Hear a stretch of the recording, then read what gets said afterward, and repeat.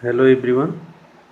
In my previous lecture, I had explained you the very first stanza of this poem, Mercy. It was the quality of mercy is not a strain. It dropped as the gentle rain from heaven upon the place beneath. It is twice blessed. It blesseth him that gives and him that takes. I told you in it that the poet is appealing to be merciful. He compares the quality of mercy with the raindrops that fall from the sky upon the earth and says the quality of mercy is a double blessing because it blesses both the giver and the receiver. A person who shows mercy, he becomes great and honored by the people, and the person on whom mercy is dispersed, I mean mercy is shown, his life is saved. So, in this way, the quality of mercy is a double blessing. So, this very first stanza was explained in my previous class. Today, from the very second stanza, I shall begin my lecture. He says, "Tis." There is a comma put, not comma actually, it is apostrophe put before the capital T. This apostrophe means a letter is missing from here. Which letter is missing? Of course, it is it. I is missing from here. It is mightiest in the mightiest. It should be here. But it is written, tis mightiest in the mightiest. It becomes the throne monarch better than his crown. His sceptre shows the force of temporal power, the attribute to awe and majesty, wherein doth sit the dread and fear of kings. Well, I shall start from the very first line of this stanza. Tis mightiest in the mightiest. There is the word mightiest. Mightiest has been written in the superlative form, means most powerful. Mightiest means most powerful. This is might means power, mightiest means powerful. Because mightiest, so it is most powerful. So, and in the mightiest, powerful in the powerful. What does it mean?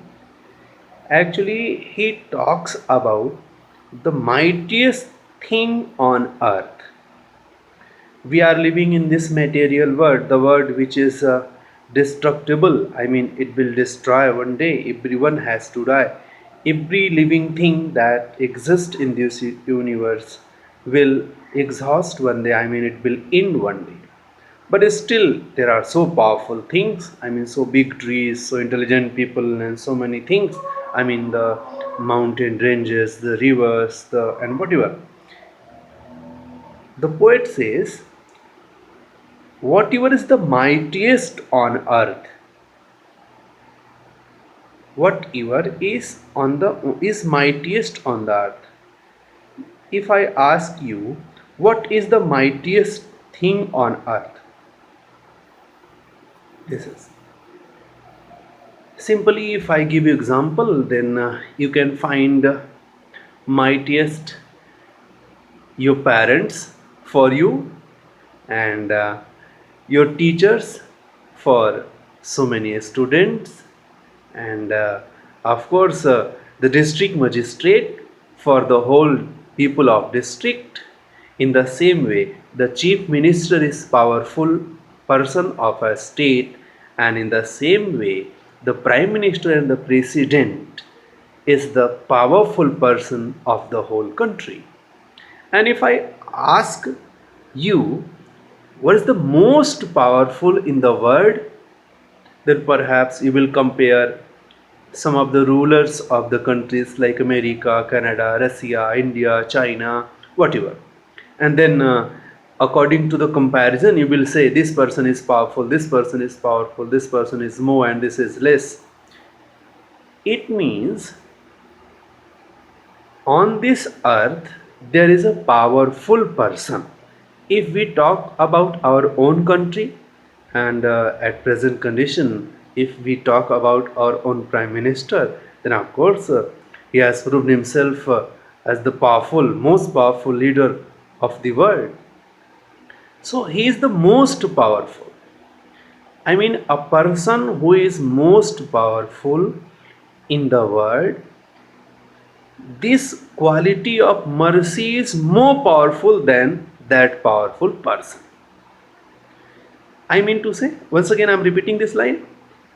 If there is any power in this world, then the quality of mercy is more powerful than that power. This is the meaning of this line over here. Once again, poet says the quality of mercy is the most powerful quality among all the powers that exist in this world. Move further. It becomes the throne monarch. It becomes, here the it stands for mercy. It is used for mercy. So says mercy becomes the throned monarch better than his crown. He says there is a comparison of crown and it. It means quality of mercy. The quality of mercy and crown are compared over here. He says the throne monarch means king. Monarch means king. A king who is in power, throned monarch. Throne means is in power, who has been given the power of the state, power of his kingdom. I mean, if there is a son of the king, then he will be called as a prince. But if he is delivered the whole power of the king, then he becomes himself the king. So, if a person is delivered the power of his kingdom, then he becomes the king, he becomes the monarch. But says it is better than his crown. And how does he become the king? He says if a person is crowned, from the word crown, the verb crowned has been questioned. Crowned king means a king who has been given the power. A king, to him the power has been shifted. Let's see. He says if a king wears the crown and becomes the monarch, becomes the king, perhaps he is not as popular as he should be. But if there is the quality of mercy in his heart, he becomes greater, better, superior to everything that he has. If there are so many kings on earth, he will become more powerful, more popular, more strong, just because he has the quality of mercy in his heart. Basically, in this very line, the poet suggests us that if the king is kind, if the king is merciful, then he becomes greater than the king who has just a symbol of kingship as a crown. Means this quality of mercy is better than the crown of a king. Move further. His scepter shows the force of temporal power. His scepter. Scepter means, scepter is a shifting rod, you can say, shifting of power. It is a symbol of power basically. Scepter means simply you can say ruling power. So says his scepter shows the force of temporal power.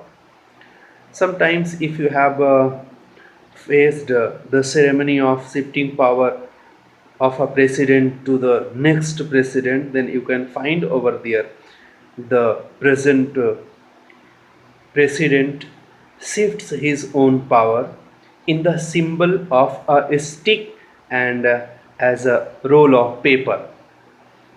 So says, like a new king, if he bears the scepter, I mean power, then his scepter, his power, shows the force of temporal power. If someone becomes a king, then what does it show? It shows the force, it shows the power. And power of which type? Temporal power.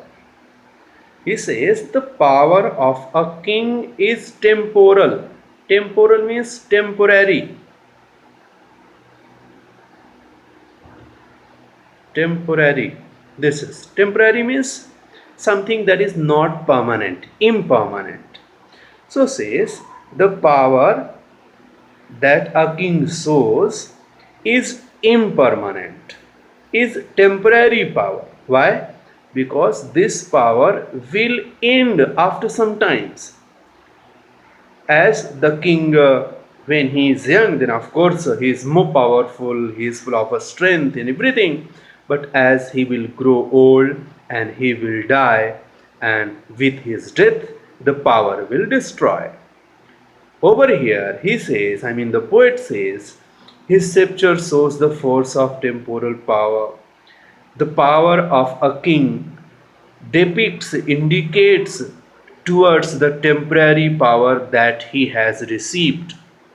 But if he has the quality of mercy in his heart, then his power, this temporary power, becomes memorable, because then his orders will be followed naturally by the people of his kingdom.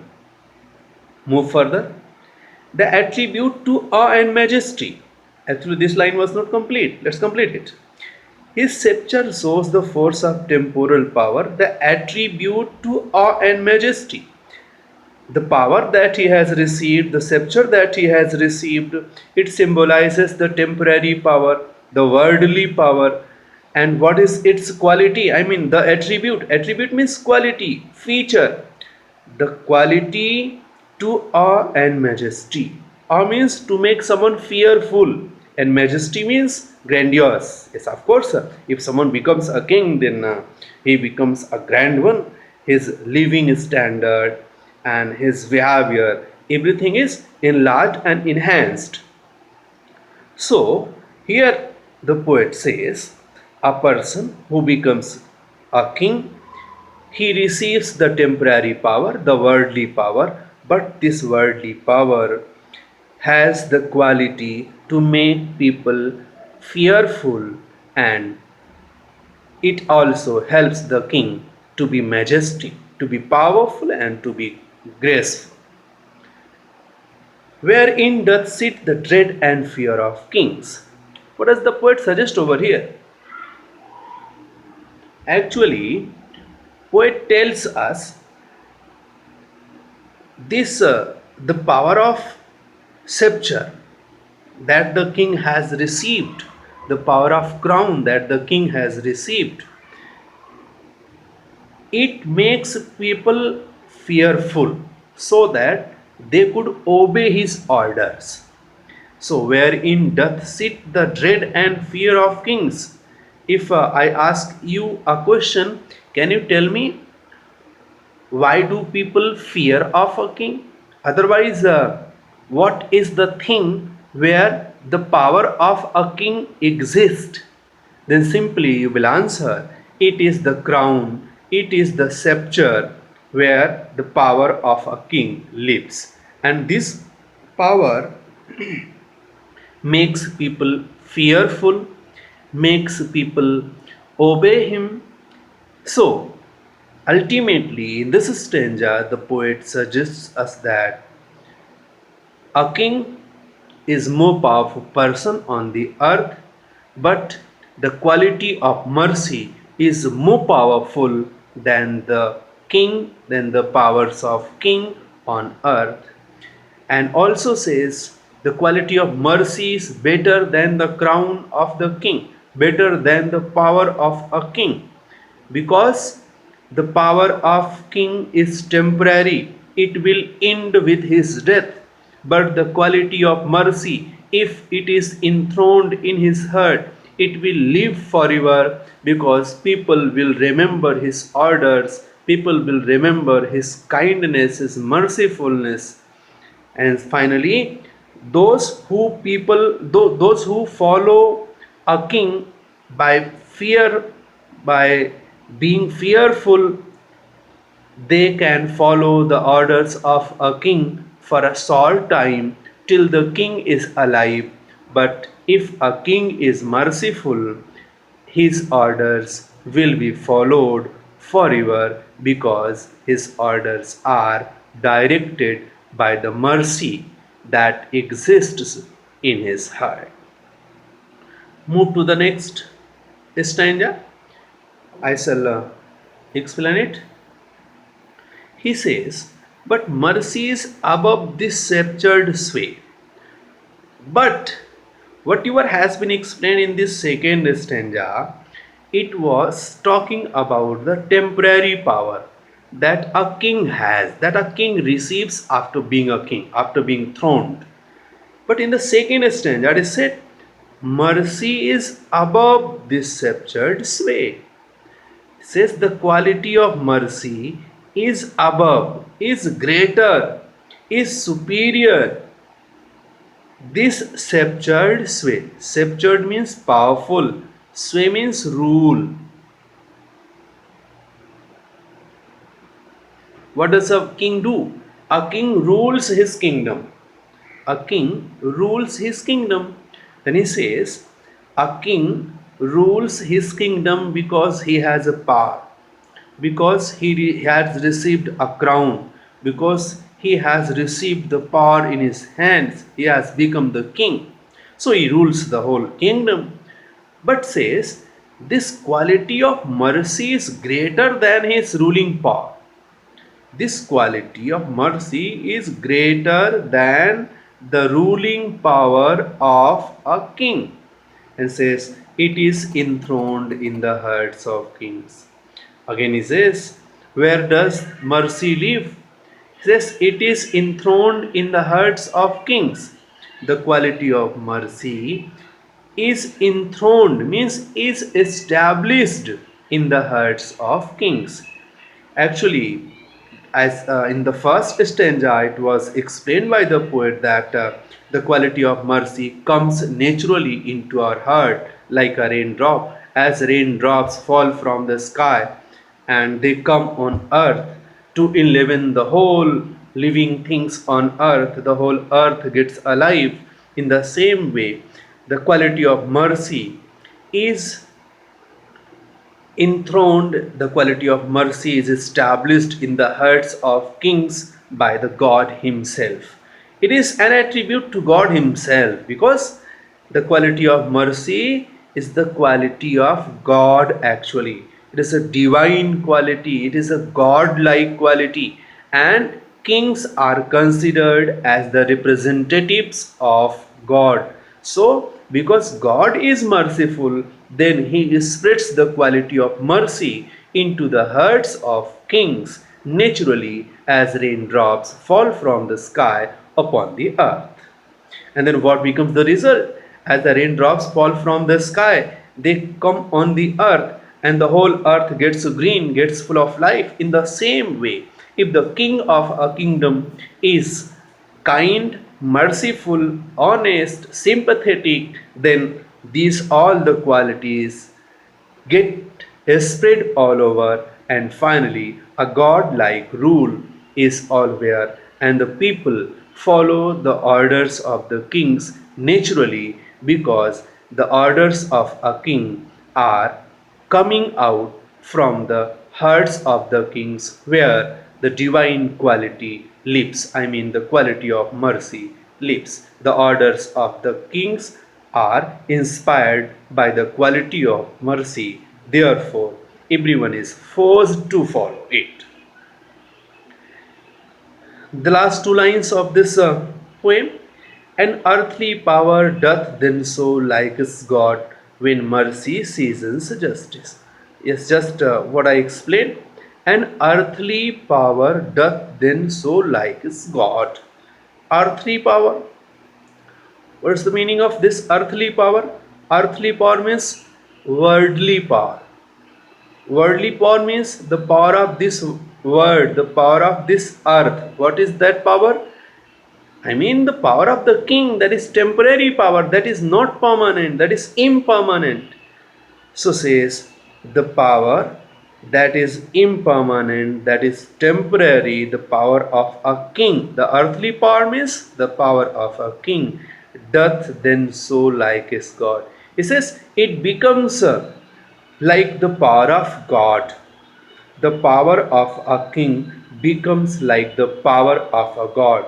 When and how? He says, when mercy seasons justice.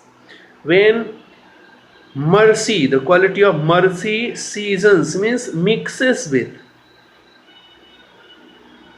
up with justice. What is justice actually? Justice is an order given by the king, and if it is mixed with the quality of mercy, then it becomes a natural order that is inspired by the mercy that lives in the heart of a king, and therefore the order is followed by everyone naturally. And finally, the poet William Shakespeare makes an appeal in this poem to be merciful, because the quality of mercy is divine quality, is a double blessing, is greater than the temporary power, and it helps us to be great and grand. It helps us to be remembered after death. It helps us to be remembered forever in this material world, in this temporary world. At last, I shall end with this statement that the quality of mercy is mixed with justice, that is the order of a king. Then this order becomes godlike, and it is followed by the people naturally, and people are forced to follow it with pleasure. And this is the greatness of mercy. Thank you so much.